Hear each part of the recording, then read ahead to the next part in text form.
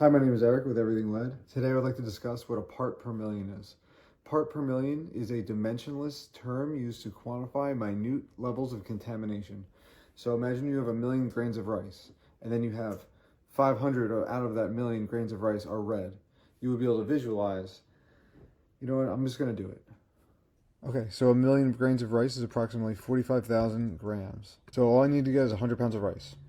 Snap. Put them into this mixer, and then I'm going to dilute these red rice grains into them. All right, the EPA and HUD have defined lead-based paint as being 1 milligram per square centimeter or 5,000 parts per million. The Consumer Product Safety Commission banned the residential use of lead-based paint and limited it to 600 parts per million. Updated that to 90 parts per million in 2009. Starting off with the 90 ppm, you can see there's barely any. There's like 2 specks. 500 becomes much more noticeable. 3,000 is where it really gets kind of everywhere. 5,000, which is the current limit, it's really contaminated. And the 30,000, it is completely everywhere. All right, so I'm going to verify this just using this micrograms per deciliter conversion chart. Yeah, so 35 parts per billion is pretty low. The current zeitgeist involves detecting lead in children's blood at a level of 35 parts per billion, which in my opinion is both difficult, expensive, and the last part is stupid, because children should not be poisoned and then tested. The environment should be tested first, and then the children will never be poisoned. So there's one more reason, which I had to put my glasses on because it's pretty complicated. Let's see if we can do it.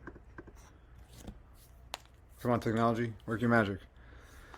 So about half of the blood is water. The big issue with detecting blood lead levels is you have to remove all this stuff to begin with. It's a lot harder than detecting lead in water. Additionally, you can see this purchase order that I submitted to Thermo Fisher Scientific for an atomic absorption spectrometer just for lead, only for lead. And this is a pretty difficult machine to even use. They quoted me $64,000. They actually did not let me buy this machine because I wanted to ship to my house.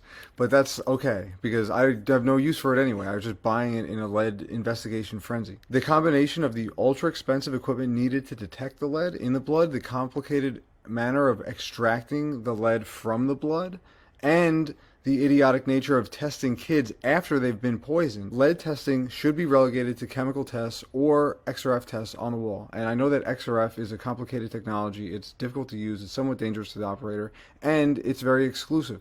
It's too expensive to deploy en masse. And for these reasons, I really believe in chemical tests. So use kits, not kids, to detect lead. Thank you.